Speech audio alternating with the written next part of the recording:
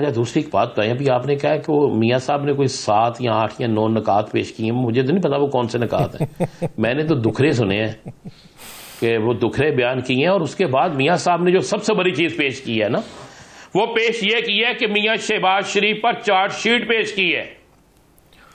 भैया मियाँ अब मुझे बताएं, वो एक बिल दिखा रहे हैं अपने दौरे हुकूमत का, और दूसरा बिल दिखा रहे हैं उसका 2022 का। 2022 में पाकिस्तान के अंदर हुकूमत किसकी थी? 2022 में पाकिस्तान के अंदर हुकूमत मियां मोहम्मद शहबाज शरीफ साहब की थी, वजीर आजम वो थे। मुझे तो कल इस तरह लगा कि जिस तरह मियां साहब ने एक चार्जशीट पेश की है कि ये देखिए 2022 का बिल, कोई अकल का अंदाजा नहीं 2021 का बिल दे देता, 2020 का बिल दे देता, लेकिन जब उन्होंने देखा 2021 में तो बिजली सस्ती थी। मुमकिन है कि मियां साहब ने वो बताया हो कि भाई आखिरी ऑप्शन मैं ही हूं। भाई बात यह है कि आखिरी ऑप्शन कौन होता है ये तो वक्त बताएगा ना। अभी बहुत सी चीजें, बहुत से पर्दों को हटना है, बहुत सी चीजें क्लियर होनी है। अभी इतनी जल्दी ना करें, अभी आप इतना जश्न जुशन ना मनाएं, अभी वेट करें। अक्सर आपको मिठाई वापस भेजना पड़ती है, वो वेट करें। मियाँ साहब ने क्या, मियाँ साहब ने तो कल अपनी पूरी तकरीर में इस मुल्क का मुआशी जो मामला है, इस मुल्क के जो मुआशी मामलात है, इस मुल्क के जो इक़्तिसादी मामलात हैं, क्या उस पर मियाँ साहब ने कोई चीज़ बयान फरमाई कि मैं इस मुल्क की तकदीर किस तरह बदलूंगा, मैं इस मुल्क के आम शहरियों को जीने का हक किस तरह दूंगा, मैं आम गरीब आदमी के बच्चे को A1 स्कूल में किस तरह दाखिल करवाऊंगा, मैं हर घर के अंदर 3 वक्त की रोटी मिल जाए उसके लिए कौन सा प्लान लेके आए हो? कोई एक मुझे एक बात बता दें। फिर वही एक ही बात थी, जब मैं तरक्की करता हूं मुझे कोई निकाल देता है। और कौन निकालता है आपको? जो निकालता उसका नाम ले। अगर कोई नहीं निकालता तो फिर क्यों आप इल्जाम लगाते हैं? फिर क्यों आप ऐसी बात करते हैं? राणा साहब मैं तो मसरूफ था तकरीर सुनने में, तो आज के दिन मैं ऑर्डर करने वाला था मिठाई मीनारे पाकिस्तान में। नहीं सर, मैं मीनारे पाकिस्तान मीनारे पाकिस्तान में नहीं सर, टेलीविजन स्क्रीन के ऊपर ही देखा। तो अच्छा। मैं आज मिठाई ऑर्डर करने वाला था। वो जिस तरह आपने कहा कि मिठाई वापस भिजवानी पड़ती है, ऑर्डर करने वाला था, एक खबर आई, अब उसकी तस्दीक नहीं हो सकी। मैं कोशिश तो कर रहा था कि उसकी तस्दीक हो सके, तो इसलिए वो मिठाई का ऑर्डर तो मैंने कैंसिल कर दिया।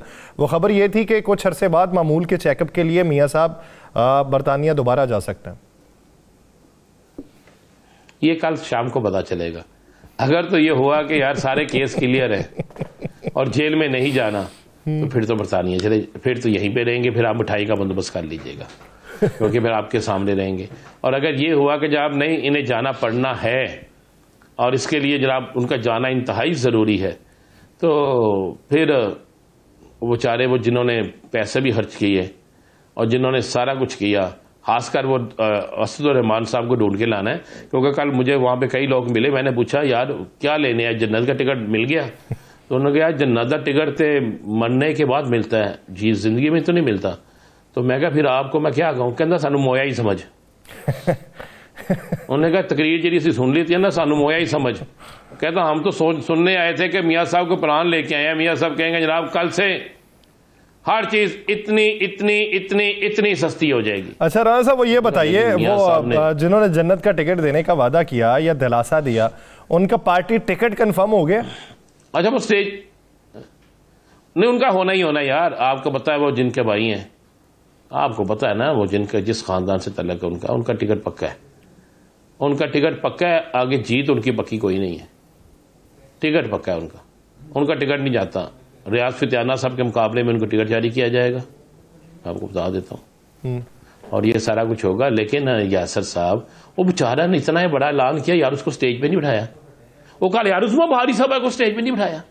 हाँ जी, मुझे एक बात होता है ना, फिर आप बजाय बहुत से लोग कल स्टेज पे नजर नहीं आए, वो किधर गए यासर साहब? उनकी नीचे ड्यूटी लगी हुई थी। नीचे किधर के बंदे नस ना जान क्या ड्यूटी लगी हुई थी? बंदे भाग ना जाए।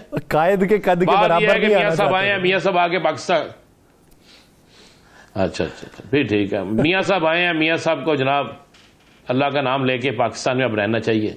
अब पाकिस्तान के अंदर सबसे ज्यादा हुकूमत इनकी रही है, और अगर इनकी हुकूमत में भी कोई ऐसे अस्पताल नहीं है जहां पर उनका इलाज हो सके तो फिर अल्लाह ही हाफिज है। क्या हम क्या कह सकते हैं। अब तो डॉक्टर अदनान भी 24 घंटे उनके साथ साथ होते हैं और कुर्बान जाओ ऐसे डॉक्टर पर भी जो डॉक्टर होकर भी कहते हैं किसी अच्छे डॉक्टर को दिखा रहे। वो डॉक्टर होकर भी कहता है किसी अच्छे डॉक्टर को दिखा रहे। तो बंदा पूछे तुसी डॉक्टर नहीं। तो यासर साहब बात यह है कि जलसा हो गया, मदारी आया, डुगडुगी की बजाई, लोगों ने तमाशा देखा। जलसों का यही हाल होता है।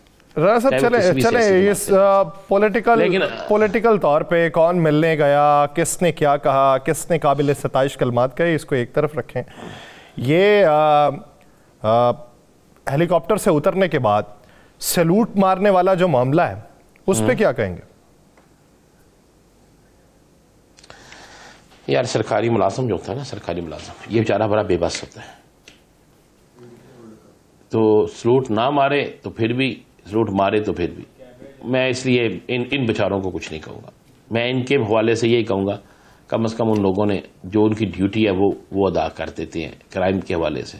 आप इनको रगड़ा लगाने की ना, हम एंकर्स को बड़ा शौक होता है, सरकारी बंदे ने सलूट मारा, फलाने ने सलूट मारा, फलाने ने सलूट। मैं मामला चेंज करके हम देखते हैं जहां कोई कमजोर है उसको रगड़ा लगा दो, उसको के निकल जाओ, और जहां पे कोई तगड़ा है उसके खामोशी इख्तियार कर लो। नहीं, वो इतने भी कमजोर नहीं है। ये तो ना करें मुझे याद है, मुझे याद है करें, खुश हैं आपके चेहरों पे, चेहरे पे रौनक मुझे नजर आ रही है, बड़े खुश हैं आज आप। और रौनक क्या आनी थी, खुशी रहनी चाहिए। मैं कहता हूं इस मुल्क के आम आदमी को खुशी मिलनी चाहिए। मैं ये बात कर रहा हूं कि एक आम पुलिस एहलकार की तरफ से जब सलूट मारने के ऊपर उसे डिसमिस कर दिया गया था, बहुत पुरानी बात नहीं है, माजी करीब की बात है, अदालत पेशी के मौके पे उसने आप दुरुस्त कह रहे हैं। मैं इसलिए ये बात नहीं करना चाह रहा, मैं इसलिए ये बात नहीं करना चाह रहा कि यार सरकारी मुलाजिम जो होता है ना, वो बेचारा बड़ा मजलूमों से मजलूम कहता हूँ। उन्हें यह भी खदशा होता है कि बाद में किसकी हुकूमत आ जाए, कौन बरसर इक़्तिदार आ जाए, इसी बात का बदला ले लिया जाए कि भाई सलूट मारा और ये नहीं मारा। अब ये तो मुझे बताओ, उसको छोड़ें। ये ओन चौधरी वाला जो मामला है, आज तो उनकी जमात में मैंने फरक हबीब साहब को भी देखा, फिर बड़े एक्टिव हैं, और मैंने आज चौधरी गुलाम सरवर साहब का भी सुन रहा हूँ और बाकी भी लोगों का सुन रहा हूँ, और बहुत से लोगों की बहुत सी चीज़ें देख रहा हूँ। अब ओन चौधरी ने अलीम खान साहब के कहने पे वजारत नहीं छोड़ी। आपके हमारे प्रोग्राम में याद है ना आपको? जी जी, फरदौसा शेखवार ने कहा था हो जाता है जी, हाँ परसों ही हो जाएगा। ठीक है, उसके बाद परसों अभी तक नहीं आई, सारा कुछ हुआ, उसने वजाहत दे दी कि मेरा जाती तल्लक है। अच्छा, ये जाती तल्लक तो फिर सबका है, सब क्या सियासतदान का कभी जाती तल्लक खत्म हुआ किसी से? जाती ताल्लुकात की अगर बात की जाए, खत्म नहीं होता। जाती ताल्लुकात की बात की जाए तो रसाई किस-किसको देनी है? राना साहब, एक जाती ताल्लुकात की बात की जाए, रसाई किस-किसको देनी है, ये तो अगले की मंशा के ऊपर है। आज बलोर साहब के बारे में इत्तलात ये है कि बलोर साहब मिलने गए तो वापस गेट से ही भिजवा दिया गया उन्हें। ये थे गुलाम अहमद बलोर साहब, जिनका इनके साथ जाती ताल्लुक है। अभी सब्र तो करें, अभी सब्र करें। आपके लीडर ने उन लोगों को बेचारे जो इनके लिए जीते मरते हैं, उनको भी गेट से बाहर वापस भेजना है। मुझे बताएं, आज उनकी इतनी मुलाकातें हुई हैं, होनी भी चाहिए, लीडर हैं एक।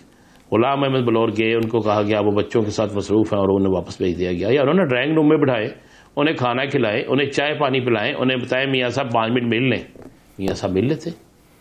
इसका मतलब तो ये है बड़ा क्लियर कि वो एक लफ्ज होता ना कि मैं कहूंगा तो आपको बुरा लगेगा, गर्दन में सरिया, या मैं कहूँ कि शायद परेशानियां, कोई भी हम नहीं इस्तेमाल करते वो लफ्ज।